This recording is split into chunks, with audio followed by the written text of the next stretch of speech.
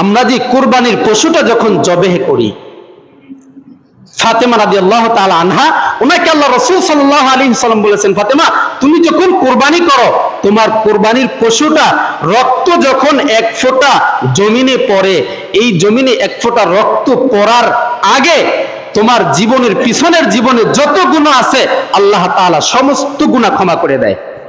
মুসলিম উম্মাহর জন্য বড় একটি ত্যাগ তিতিক্ষার শিকার, যেটার নাম হচ্ছে কুরবানি।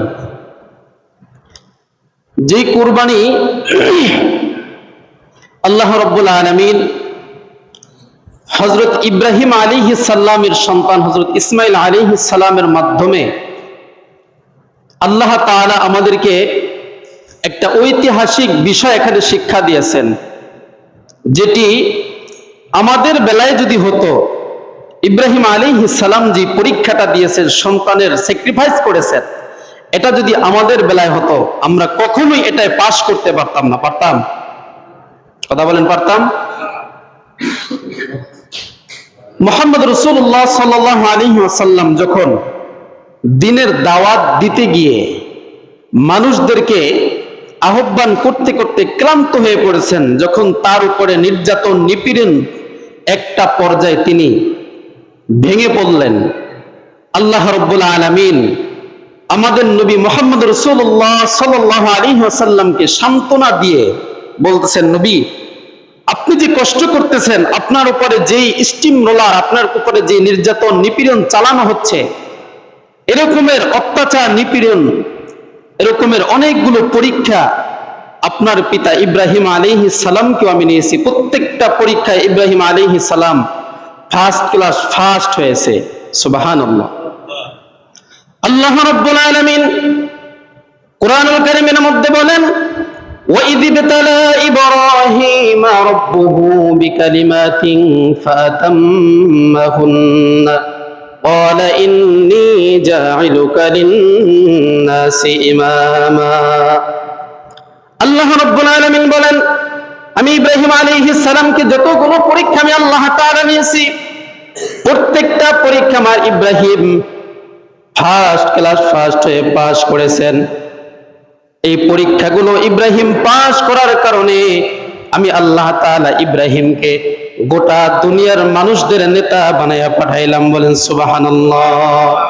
গোটা দুনিয়ার উম্মতে মুহাম্মাদে, গোটা দুনিয়ার মুসলিম উম্মার জন্য ইব্রাহিম আলাইহিস সালামকে আল্লাহ তাআলা জাতির পিতা বানায় দিলেন। জাতির পিতা বানায় দিলেন। যে কি পরীক্ষা উনি জীবনে দিলেন, যেই পরীক্ষা যদি আমাদের জীবনে আমরা আল্লাহ তাআলা নিতেন, আমরা কখনো এটা পাস করতে পারতাম না। পারতাম? আল্লাহ রাব্বুল আলামিন হযরত ইব্রাহিম আলাইহিস সালামের জীবনের সর্বপ্রথম যে পরীক্ষাটা আল্লাহ তাআলা নিলেন, যেটার নাম হলো ইলকাহু ফিন্নার, আগুনের পরীক্ষা। আল্লাহ তাআলা ইব্রাহিম আলাইহিস সালামকে আগুনের পরীক্ষা নিলেন। তিনি যখন দ্বীনের দাওয়াত তার কওমের লোকের, কার মা বাবার কাছে, তার আত্মীয় স্বজনের কাছে, সমস্ত সবার কাছে দ্বীনের দাওয়াত দিতে লাগলেন, তার নিজস্ব ফ্যামিলির লোকজন তার শত্রু হয়ে উঠল। এক পর্যায়ে নমরুদ সমস্ত কিছু আয়োজন করলো, ইব্রাহিমকে আগুনের মধ্যে ফেলানো হবে, ইব্রাহিমকে আগুনের মধ্যে জ্বালাইয়া দিবেন। ইব্রাহিমকে নমরুদ বলতেছে, ইব্রাহিম তোমাকে এই যে আগুন দেখতেছো, আগুনের মধ্যে ফেলানো হবে, হয়তো তুমি তোমার ঈমানটা ছেড়ে দাও, না হলে তোমাকে আগুনের মধ্যে জাপ দিতে হবে। ইব্রাহিম বললেন, আমার জীবন চলে যাবে, কিন্তু আমি আল্লাহ তাআলার যে ঈমান আমার মধ্যে আছে, ঈমানটা আমি ছাড়তে পারবো না। বলেন সুবহানাল্লাহ।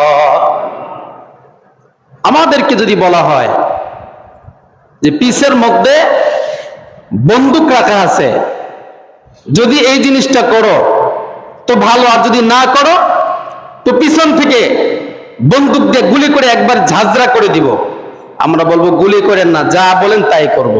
করবো কিনা? আমাদের ঈমানটাও তো পাকাপোক্ত না।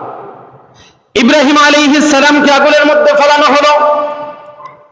আল্লাহ রাব্বুল আলামিন ইব্রাহিমের যে আগুনটাকে শান্তিময় করে দিলেন।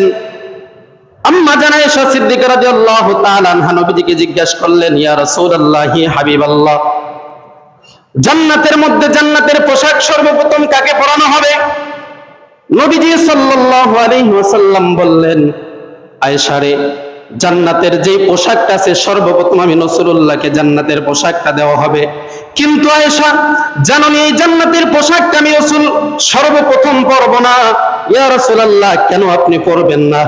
আম্মা জান আয়েশা সিদ্দিকার প্রশ্নে রাসূলুল্লাহ সাল্লাল্লাহু আলাইহি ওয়াসাল্লাম বলেন, এই পোশাকটা আমি রাসূলের জন্য বরাদ্দ, কিন্তু আমি রাসূল সর্বপ্রথম এই পোশাকটা পরব না। কেন পরব না জানেন? ইব্রাহিম আলাইহিস সালামকে যেদিন আগুনের মধ্যে ফেলানো হলো, উনি আগুনের মধ্যে ঝাঁপ দেওয়ার জন্য ওনার পরিবার ছেড়েছেন, মা বাবা সব কিছু ত্যাগ করেছেন, এমনকি নিজের পোশাকটা পর্যন্ত, ওনার নিজের যে পোশাকটা পর্যন্ত ওনার পোশাকটা খুলে ফেলানো হয়েছে, ওনার ইজ্জতটা পর্যন্ত সকলের সামনে উলঙ্গ করা হয়েছিল।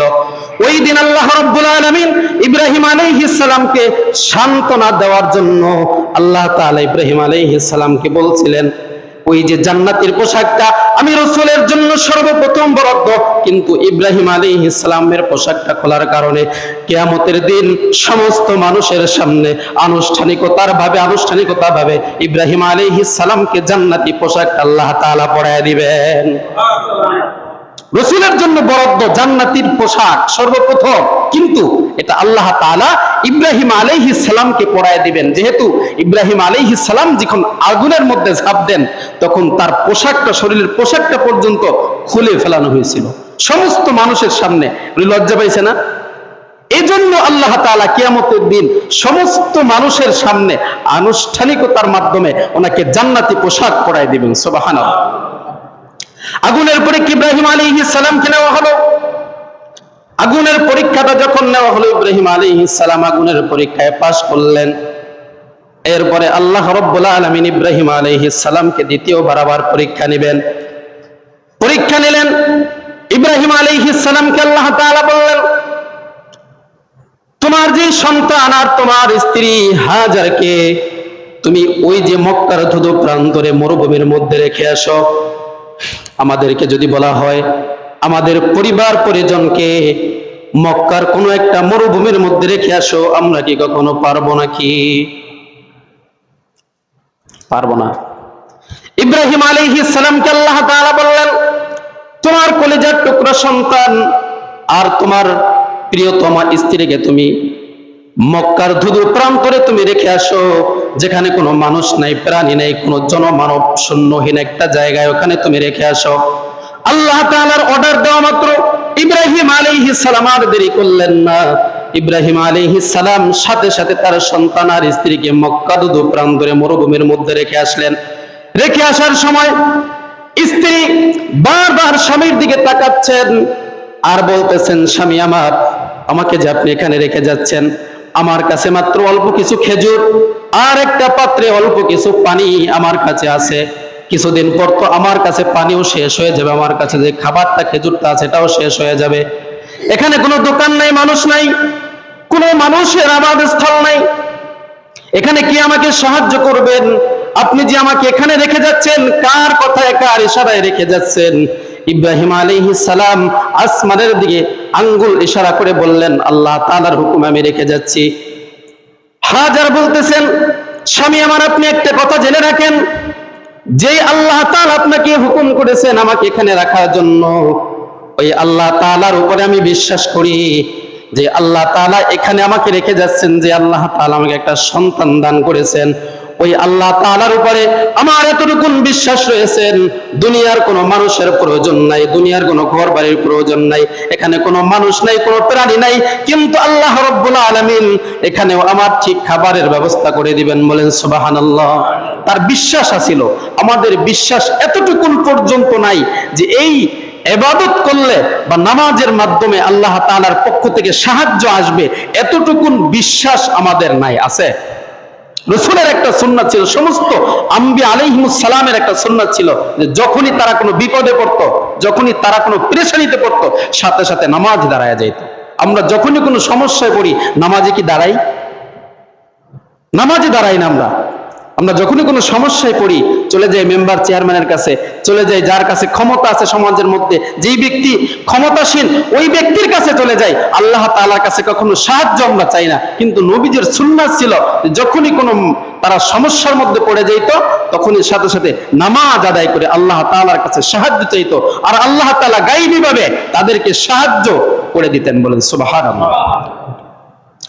ইব্রাহিম আলাইহিস সালাম ছেলে সন্তান স্ত্রীকে মরুভূমির মধ্যে রেখে আসতে তাদেরকে বিসর্জন দিতে বললেন, সেটাতেও পাশ করলেন।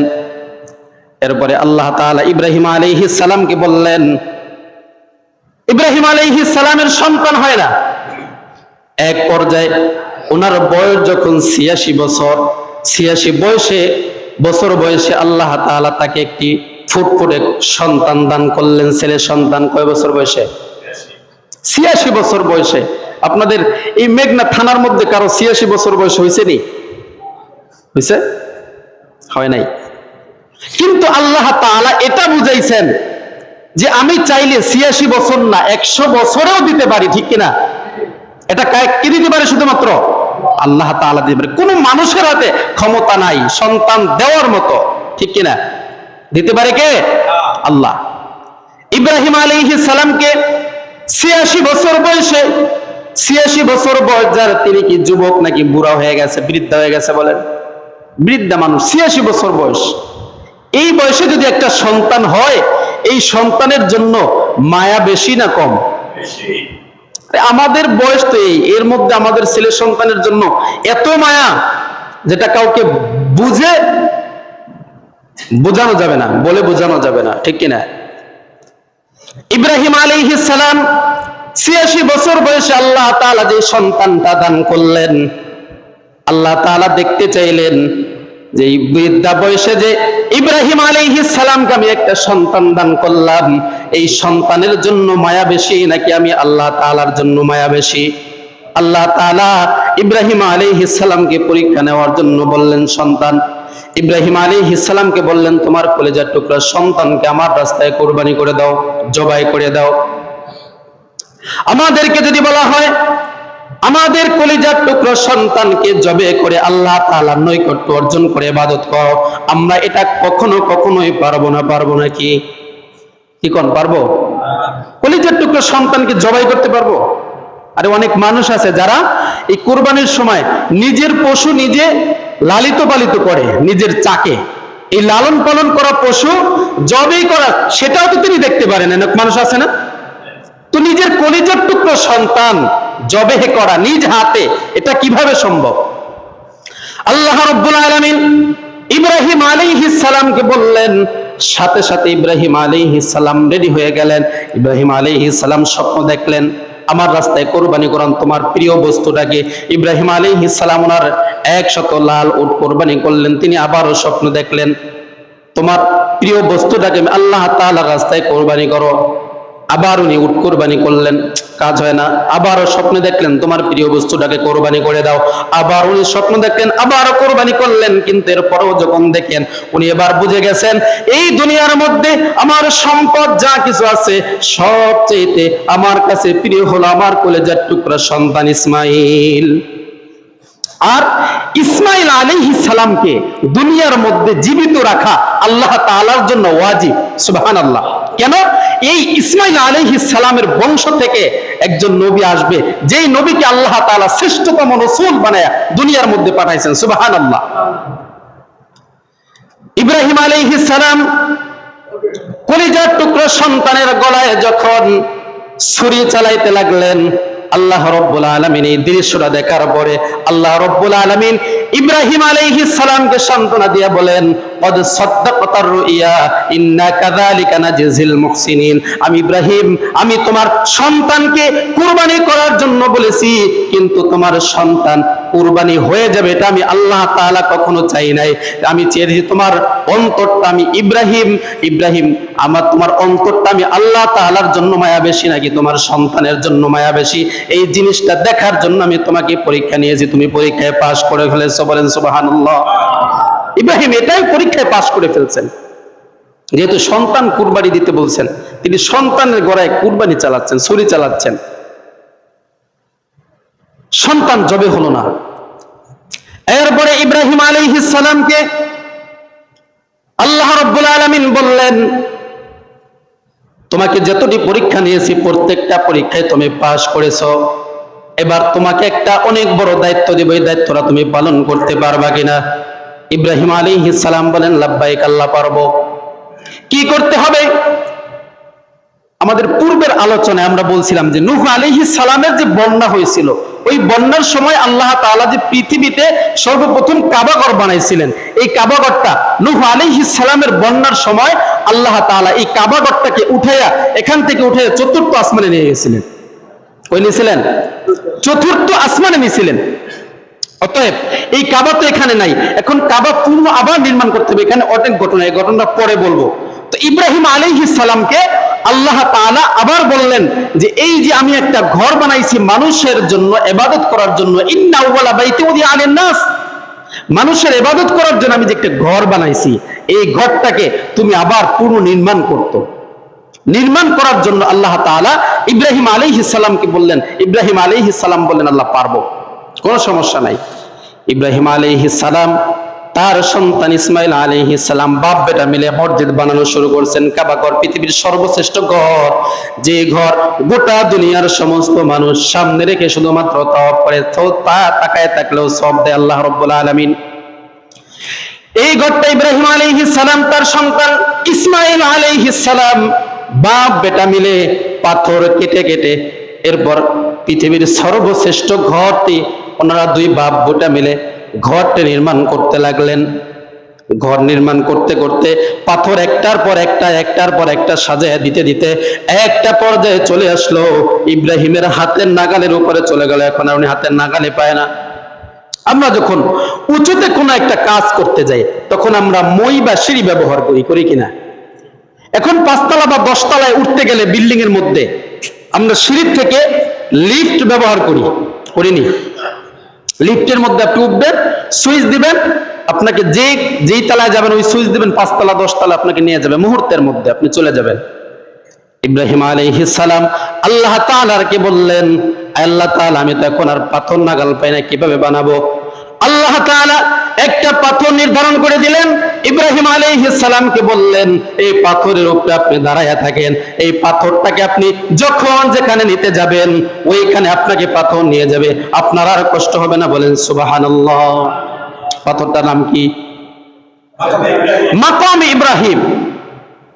এই পাথরটা চুম্বন করার জন্য মানুষ পাগল হয়ে যায়, ঠিক কিনা? আল্লাহ রাব্বুল আলামিন হুকুম করলেন ইব্রাহিম আলাইহিস সালামকে কাবাঘর নির্মাণ করার জন্য। কাবাঘর নির্মাণ হয়ে গেল। এরপর ইব্রাহিম আলাইহিস সালাম ইসমাইল আলাইহিস সালামকে আল্লাহ তাআলা বললেন, কাবাঘর নির্মাণ যখন শেষ হয়ে গেছে, এবার আর একটা দায়িত্ব হলো, কাবাঘরটা পরিষ্কার করে নাও, তুমি ঝাড়ু দিয়ে দাও। বলেন সুবহানাল্লাহ। পৃথিবীর সর্বশ্রেষ্ঠ রাসূল ইব্রাহিম আলাইহিস সালাম, যিনি নবী এবং রাসূল, তার সন্তান ইসমাইল আলাইহিস সালাম উনি একজন নবী। এই নবী হয়ে যদি আল্লাহ তাআলার ঘর ঝাড়ু দিতে পারে, আপনি আমি দিতে পারবো কিনা? আমরা তো দেই না। আমরা তো মসজিদে আসলে এভাবে তাকাই, কোনায় কোনায় তাকাই, ইমাম সাহেব ঝাড়ু দিলেন না কে? খাদেম সাহেব ঝাড়ু দিলেন না কে? ঝাড়ু কি শুধু ইমাম সাহেব আর খাদেম সাহেবের কাজ? আল্লাহ তাআলা বলেন, যার হৃদয়ের মধ্যে জ্বালা যন্ত্রণা, অনেক মানুষ আছে দেখা যায় যাদের হৃদয়ের মধ্যে জ্বালা যন্ত্রণা, আল্লাহ তাআলা বলেন, এই জ্বালা যন্ত্রণা মানুষ যদি তুমি ঝাড়ুটা নিয়ে মসজিদটা ঝাড়ু দাও, মসজিদটা পরিষ্কার করো, আমি আল্লাহ তাআলা তোমার হৃদয়টা পরিশুদ্ধ শান্তিময় করে দিব। তাহলে মসজিদ ঝাড়ু দেওয়ার দায়িত্ব আমাদের আছে না নাই? না শুধু ইমাম সাহেবের, খাদেম সাহেবের? ইব্রাহিম নবী যদি ঝাড়ু দিতে পারে, তা আপনার আর আমার তো কোনো প্রশ্নই আসে না, ঠিক কিনা? যদি আল্লাহ তাআলা কোনোদিন জিজ্ঞাসা করে, হাসরের দিন মনে করেন জিজ্ঞাসা করলো যে আজকে তোমাকে একটা ওসিলা আমি খুঁজবো যে তুমি কি কোনোদিন আমি আল্লাহ তাআলার ঘর ঝাড়ু দিছো, যদি দিয়ে থাকো তোমাকে এটার ওসিলা আমি মাফ করে দিব, তখন কি করবেন? কতক্ষণ বলতে পারবেন বুকে হাত দিয়ে যে আমি হ্যাঁ আল্লাহর ঘরটা আমি ঝাড়ু দিয়েছি? এটা গৌরব, অহংকার। এটা করতে পারবেন? আল্লাহ তাআলার ঘর ঝাড়ু দেওয়ার সবাইকে তৌফিক দান করুন, সকল বলে আমিন। তো ইব্রাহিম আলাইহিস সালাম ঘর বানালেন, ঝাড়ু দিয়ে পরিষ্কার করলেন। এরপর আল্লাহ তাআলা ইব্রাহিম নবীকে বললেন যে তুমি একটা আজান দিয়ে দাও, ঘোষণা দিয়ে দাও, গোটা দুনিয়ার সমস্ত মানুষদেরকে হজ করার জন্য ডাকো, আজান দাও, তুমি মানুষগুলো ঘোষণা দাও হজ করার জন্য।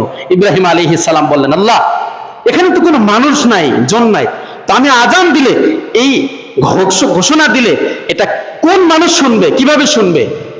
আল্লাহ রাব্বুল আলামিন ইব্রাহিম আলাইহিস সালামকে বললেন, তুমি ওখানে দাঁড়ায়া ঘোষণা দিয়ে দাও, গোটা দুনিয়ার সমস্ত মানুষের কানে আজানের দায়িত্বটা পৌঁছানো আমি আল্লাহ তাআলা নিয়ে নিলাম। ওই সময় যারা দুনিয়ার মধ্যে ছিলেন প্রত্যেকের কানের মধ্যে ইব্রাহিম আলাইহিস সালামের এই দাওয়াত, আজানটা পৌঁছায় দিয়েছে, বলেন সুবহানাল্লাহ। কিন্তু আমরা যারা দুনিয়াতে ছিলাম না, আমাদেরকে কানে কিভাবে পৌঁছায় দিলেন? আমরা কই ছিলাম? রূহের জগতে কই ছিলাম? আলমে আরওয়াহ ছিলাম। ওখানে যারা ছিলাম, ওখানে ওই আওয়াজটা আল্লাহ তাআলা পৌঁছায় দিয়েছেন। ওই আওয়াজে যারা আমরা লাব্বাইক বলতে পেরেছি, আল্লাহ তাআলা মৃত্যুর আগে হলেও তাকে একবার কাবাঘর দেখায় তারপর দুনিয়া থেকে বিদায় করবেন। তারাই সেই সৌভাগ্যবান ব্যক্তি।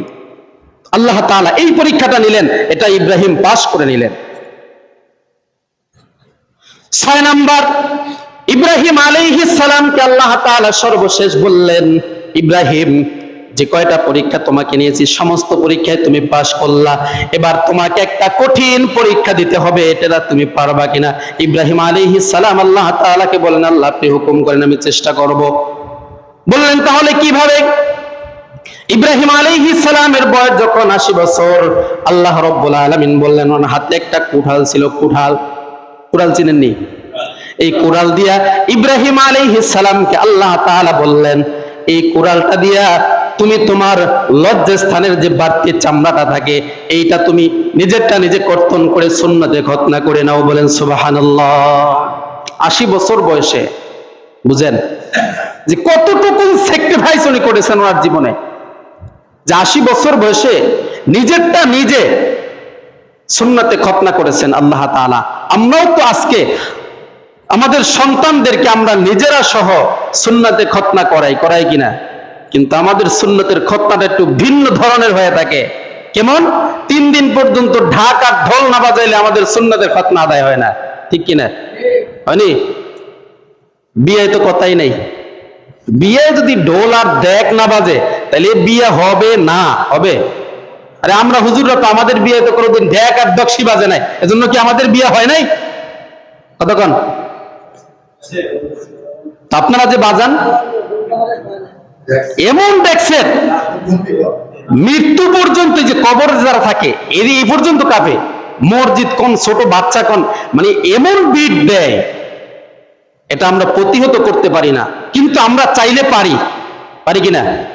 আমরা যদি সমস্ত সমাজ এক হয়ে বলি যে আমাদের সমাজে ঢোল আর ডাকসি বাজবে না, বিয়ে হবে, যেভাবে রাসূলের সুন্নাত অনুযায়ী বিয়ে হবে, এভাবে আমরা করতে পারি না। এটার জন্য আমাদের জবাবদিহিতা করতে হবে আসরের দিন। তো যাই হোক, ইব্রাহিম আলাইহিস সালামকে এই যে এতগুলো স্যাক্রিফাইস আল্লাহ তাআলা পরীক্ষা নিলেন, প্রত্যেকটা পরীক্ষায় ইব্রাহিম আলাইহিস সালাম পাশ করলেন।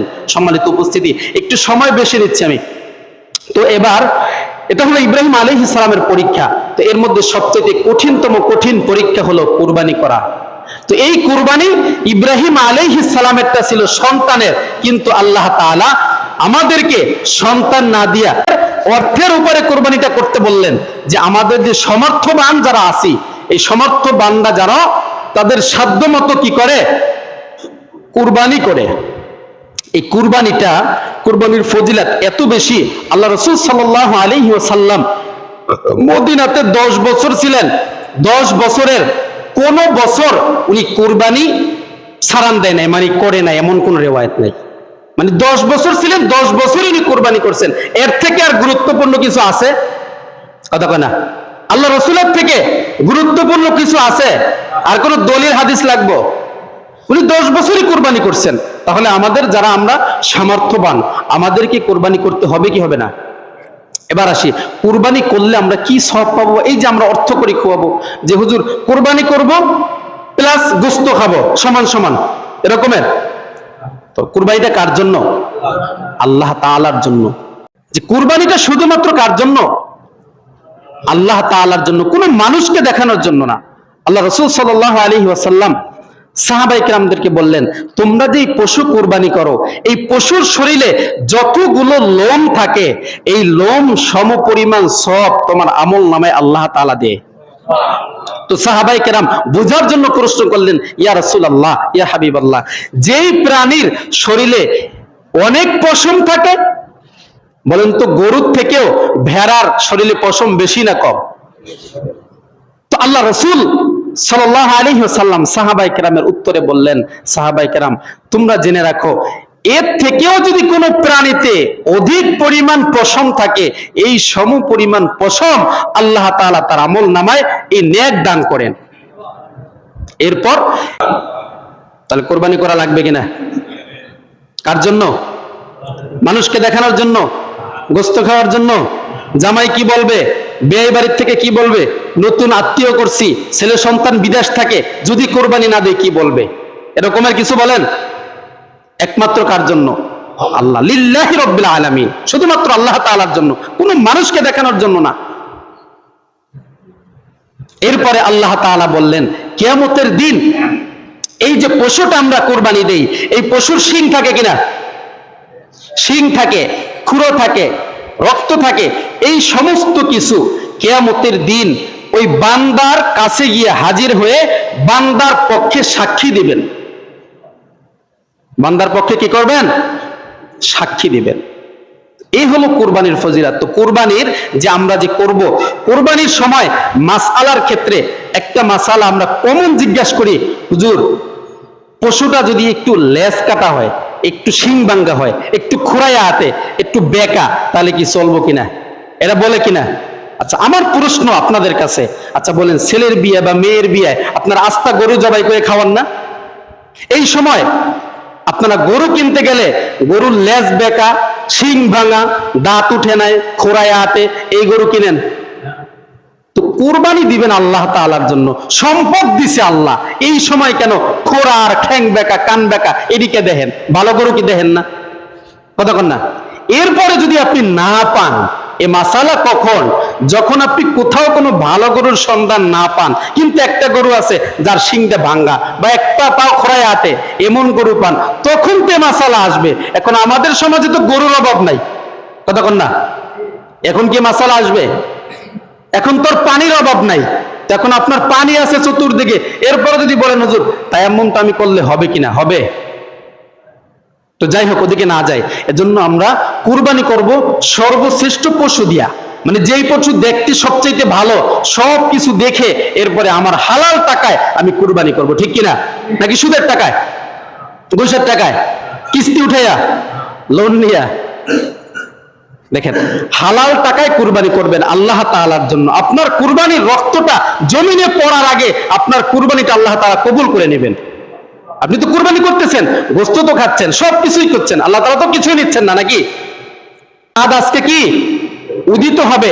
এখন আপনাদের জন্য 10টি আমল রয়েছে জিলহজ মাসের প্রথম 10 দিন, মানে যেদিন আমরা কুরবানি করব, এইটা বলার পরে আমল আলোচনা শেষ করব ইনশাআল্লাহ। ধৈর্য সহকারে 10টা শুনবো।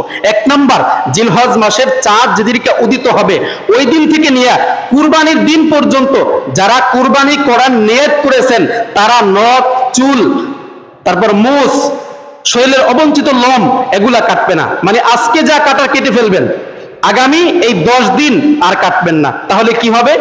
একটা কবুলকৃত কুরবানির সওয়াব আপনার আমল নামায় আল্লাহ তাআলা দিবেন। আপনি বলুন যে 10 বছর হুজুর আমি কোরবানি করি, এই 10 বছরের মধ্যে 9 বছর আমার কোরবানি 100% কবুল হয়েছে, একজন বলেন দাঁড়ায়া, পারবেন বলতে? কিন্তু আল্লাহ তাআলা এতটুকুন যদি আপনি আমি আমল করি, কি আমল? আজকে থেকে শুরু করে কুরবানির দিন কুরবানি করা পর্যন্ত আমরা চুল, মোষ, তারপর অনেকে তো শেভও করে, এটা আমি কইলাম না, নখ, চুল, তারপর শরীরে অবঞ্চিত যে লোম আছে, এগুলো যদি আজকে কাটি আর বিগত এই 10 দিনে না কাটি, তাহলে আল্লাহ তাআলা কি দিবেন আমাদের আমল নামায়? কথা কন, একটা কবুলকৃত কুরবানির সওয়াব আমল নামায় দান করবেন। নাম্বার 2, জিলহজ মাসের 2 নম্বর আমল হলো জিলহজের প্রথম 9 দিন রোজা রাখা। প্রথম 9 দিন কি করা? রোজা রাখা। বিশেষ করে আরাফার দিন অন্তত পক্ষে একটা রোজা আমরা ইনশাআল্লাহ সবাই রাখার চেষ্টা করতে পারবো কিনা? আরাফার দিন রোজা রাখতে পারবো তো সবাই? নিয়ত করি এখন থেকে, আল্লাহ অন্ততপক্ষে মাঝে মাঝে দুই একটা রাখি, যদিও না পারি ইনশাআল্লাহ 9 তারিখে রোজা আমরা রাখবোই। নিয়ত করতে পারি কিনা? আর নেকের বিষয়টা হলো, যখন আপনি নিয়ত করবেন ওই থেকে আপনার আমল নামায় নেক লেখা শুরু হয়ে যাবে। তো নিয়ত করতে টাকা লাগবে।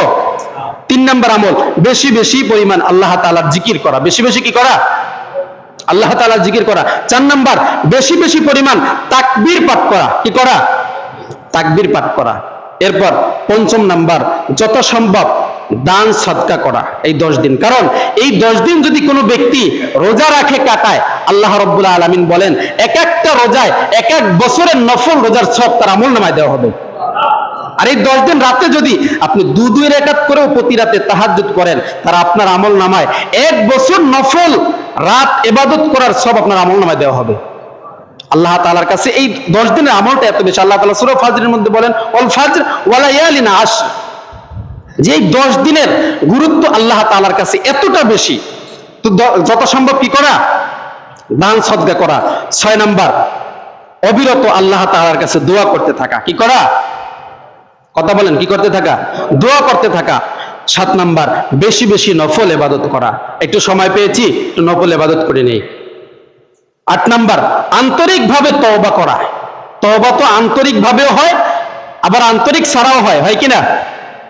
একটা তওবা, গুনাহ করছি, আল্লাহ আস্তাগফিরুল্লাহ, মাফ করে দাও, একটা তওবা। আর একটা খাস করে, আল্লাহ সত্যি আমি ভুল করছি, আমার অন্যায় হয়েছে, আল্লাহ তুমি আমাকে মাফ করে দাও, আর কোনোদিনও করব না। এটা একটা আন্তরিকভাবে তওবা, ঠিক কিনা? তাহলে কি করা? বেশি বেশি আন্তরিকভাবে তওবা করা। 9 নাম্বার, সামর্থ্য থাকলে হজ ও উমরা করা। সামর্থ্য যাদের আছে হজ করেন আর উমরা করেন। আর যদি না করেন, এই সম্পদ থাকবে, মৃত্যুর সময় নিতে পারবো সম্পদ?